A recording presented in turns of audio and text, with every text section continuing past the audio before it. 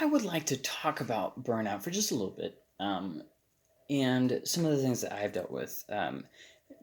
Working in the church and ministry and that kind of stuff, people kind of perpetuate burnout in the church. It's kind of something that's accepted as, something that you should do because you're giving your all, you're doing it for God, and so you can work yourself to death or to stress, or you can work yourself past what's healthy because you're doing it for God, right? And people just kind of have that expectation of you too. So, like for instance, let's say a pastor just gets done working a 65-hour week, and they go to bed, they're exhausted. They get the call, so and so's in the hospital. You need to go right this very second to do it, and the pastor is expected to go, even though the church is supposed to be made up of people who are supporting each other. For whatever reason, the pastor is kind of seen as the one who has to carry the weight of everything.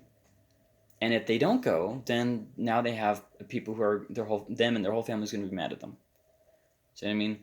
Even though they've already worked past overtime, on an extremely stressful job. I would say this. I've worked a lot of jobs. I would say that pastoring is equivalent of an hour and a half to 2 hours of other jobs that I've had. It is emotionally draining and depleting. It is physically exhausting. It is abusive. Your insecurity will just, your ego will just die. I mean, it's one of those things that can really be soul crushing if you let it be. And the church kind of just perpetuates this. People kind of have this idea that, hey, you need to, who cares about mental health? God will provide. God will sustain you. So you can continue to live your life foolishly and just expect God to pick up the broken pieces of your life. And even in us, we kind of perpetuate this idea. Okay, let me show you what I mean. God only loves me if I keep on. If I get to the point of just having enough and having to step back from ministry, step back from, the church for a little bit, that must mean that God hates me. That must mean that I'm a failure as a Christian. That must mean that all this different stuff, and we kind of tie it into our salvation, tie it into our sense of purpose, our sense of drive. So then we kind of push ourselves into burnout because we push ourselves too hard. We make it where everything's our fault, and we have to constantly like, oh, if this person left the church, it's my fault. If this happened, it's all my fault. So you carry all this weight, and then you have the added stress of believing that God is somehow displeased with you if you get burnt out, if you get just tired and exhausted. So you push yourself for year after year after year till you get to such a place of poor mental health that you're just a shell of a person. Okay, so we perpetuate burnout in ourselves as people in ministry, and people other people perpetuate it for us too, in the standards that they have for us. And that's just what I've experienced in the church. I'm not saying that the church is the only place that kind of facilitates that. Like, think about all the jobs that you've had, right? You have a day off, you need the day off, and then what do you spend the day off doing? Doing your laundry, because you don't have enough time for all the stuff that needs to get done anyways. So then you go, and then your boss calls and says, okay, now I expect you to, this person called out, so you have to work the shift. So your day off isn't relaxing, but now it's even more stressful because you got to work anyways. Or you can tell your boss, I really can't make it, and what happens if his wrath comes upon you? See what I mean? People who make their whole livelihood about work, and they don't care about you, and they'll replace you. And so then you really do try, but they don't have any loyalty to you, but they want you to be loyal to them. And so you're giving it your all. You're giving it your all. You burn out, and there's nothing you can do about it. See what I mean? And it's just one of those things where I used to. It really isn't that big of a surprise that I got burnout. I still have burnout. We're talking about something that's been a long, slow decline for year after year of, disappointment, of emotional exhaustion, of people giving abuse after abuse. And then it gets to the point where you can't stop thinking about it because you're so emotionally torn and so mentally exhausted that controlling your thoughts is like an all-in activity. So then you start doing things to try and help you revive your passion. And what happens is you spend more and more and more time trying to revive the passion because you're just so dead and nothing happens. And so I want to talk a little bit about that. Sometimes people have this idea of, okay, when you're exhausted, you do something that refills the tank. Well, here's the thing. If you've been going for year after year after year in burnout and pushing yourself past the point of where you don't even really have energy for suicide anymore, I mean, it's just completely dead. When you get to that point, you kind of come up with this in your head. Nothing is refilling my tank. Is nothing refilling your tank, or do you no longer have passion for anything? So sometimes we just get to such a place of just deadness that it's not that nothing refills our tank.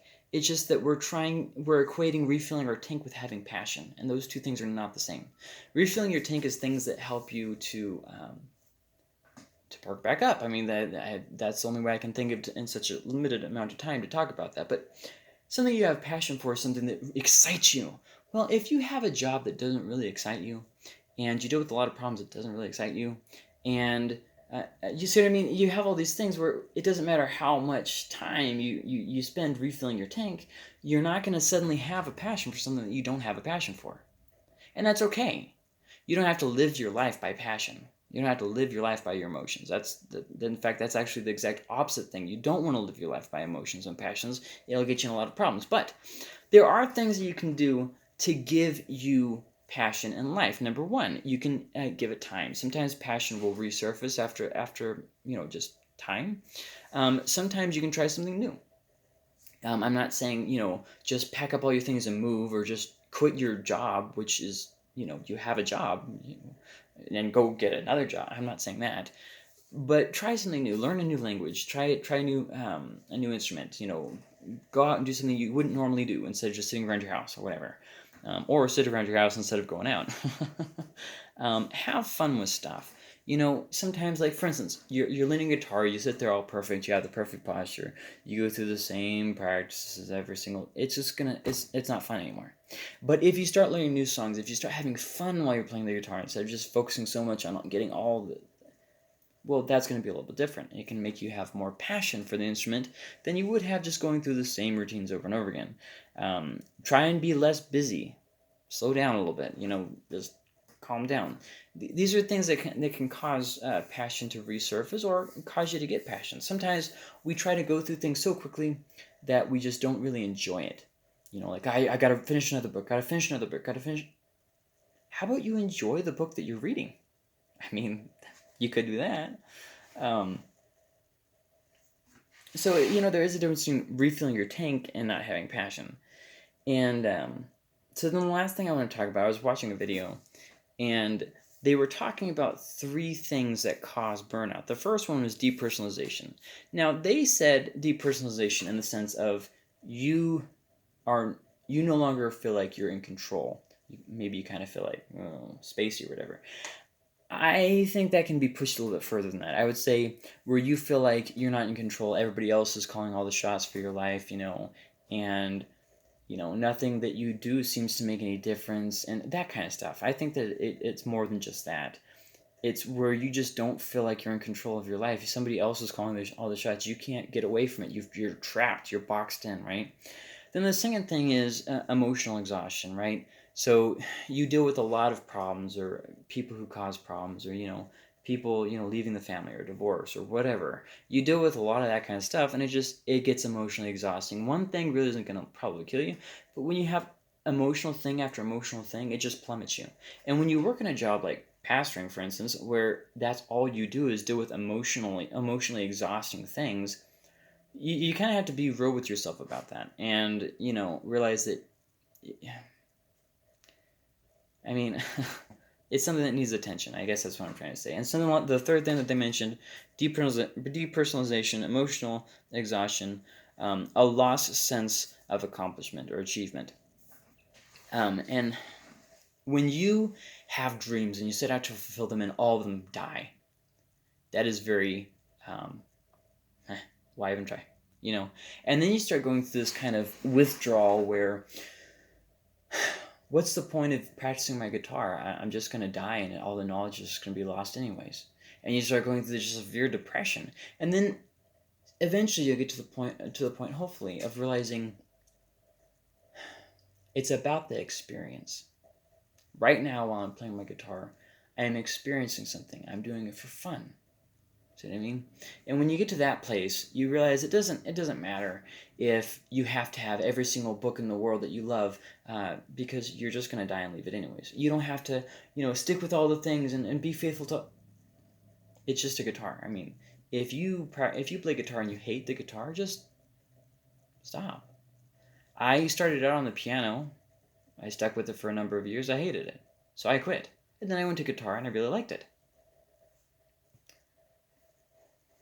But when you have goals that you continually don't meet, you do the same thing every single week and never seem to be getting anywhere. You don't have anything that you're really proud of, that you really achieved, that you accomplished, that you work towards, that you fulfilled goals. Yeah, you're gonna get burnt out.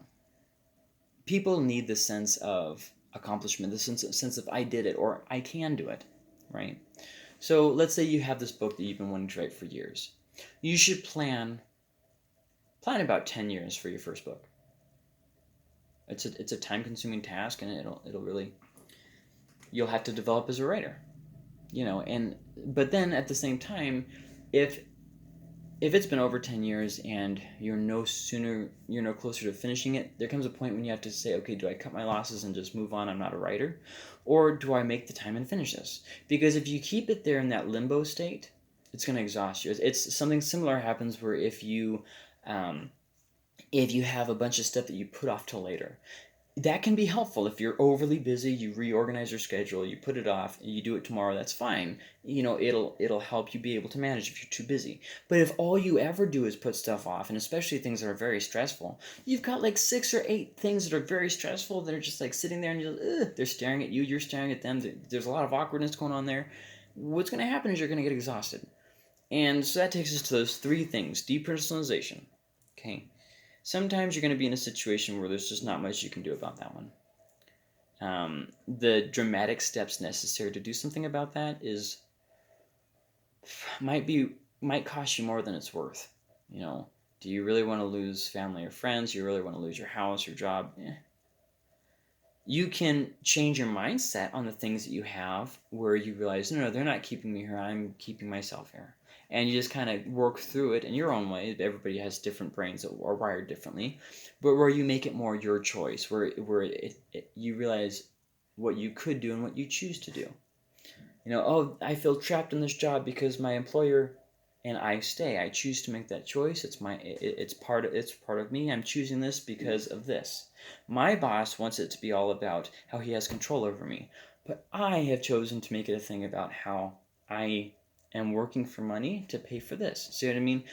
You can just kind of change how you look at it rather than trying to change all the external things. The second thing, emotional exhaustion. Exhausting things are going to happen. There's not much you can do to prevent them, but you can take the time to deal with them and, to work through them. And, that's a very lengthy process. I can't give you a one thing fixes all, because we all go through different kinds of emotional exhaustion and we deal with it in different ways that are helpful for each of us. But it is definitely something that you do need to work through, especially if you work in a job where they just keep piling up. The last thing, loss of a sense of accomplishment. Have little things that you can mark off. Have things you want to do in a year, and just work on it every single day. And then at the end of the year, take time to look at what you've accomplished. Don't just sit there and work all day in and day out. Work for 5 days, and then at the end of the week, do a little analysis and see, at the beginning of the week I was here, and now I'm here. Then you can start charting your progress and that kind of stuff. Maybe you're learning an instrument or a language. Okay, where am I now as compared to then? And just little things like that. Celebrate the little things. If you have to do a bunch of repetitive things, make yourself a little checklist, right? And then have something where as you're going, you can do it, so you can pay attention to all the things you're marking off of your list. And then, rather than getting focused on all the stuff there is to do and how it never changes, and so I mean, instead of that, focus on all the things that you're accomplishing, and then reward yourself. Okay, I've done these 4 things. Now I get to do this. Now I get to read this book. Now I get to see what I mean. Where it's not just like that. You could try. It's going to be a lot of work and a lot of money, a lot of time. But you could try, branching out and doing your own work. Now, I would strongly recommend you try to get this up off the ground while you still have a different job, because you don't know if it's going to succeed or not, and you just want to plan for success. Um, but those are just some ideas that I had. I'm sitting here thinking about burnout because it's such a constant in my life. There's a lot of things that I just forget, like the way that I don't have passion for certain things, and I'm not going to ever have passion for them. There's nothing I can do about that. Okay, that helps me feel better actually, because it's like, okay, it's not something I'm doing wrong, and it doesn't mean that I'm I'm not refilling my tank. Is that I'm looking for the wrong evidences of my empty tank or my full tank. Maybe the evidences that I should be looking for is whether I can get out of bed, whether whether I can pay attention to what I'm reading, that kind of stuff. Um, and then those 3 things with the burnout that I really thought was very helpful. And then the last thing was actually the first thing that I mentioned, the thing about how in church and in ministry people perpetuate burnout. And there's a lot of places in the world, a lot of jobs that do the exact same thing, a lot of people that do the exact same thing, and you kind of have to just be aware of that, and not allow it, knowing that it's going to be a factor, not living by it, where it's not going to, I know that these people are going to expect this, and I understand that I'm not going to do it, and they're going to be disappointed. I'm going to keep a good attitude. I'm going to do what I can.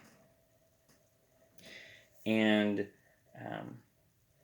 man, it's just, growing up in the church, there's just so many different things that, as an adult, I understand it now. I'll do what I can to keep my kids from it, but holy crap, burnout is something it's almost like synonymous with Christian culture, and that has to be something that we can change, where we stop holding ourselves to, if I just do good enough, then God will accept me. Oh, I don't want to hurt anybody's feelings. If they're that easily offended, there's not much you can do. Or oh man, people expect me to do this, and I don't want to let them down and all this different stuff. It's like, wow, is this really what we've made of the church? I mean, I think that we can probably do better than that. But anyways, these are just some of my ideas on burnout.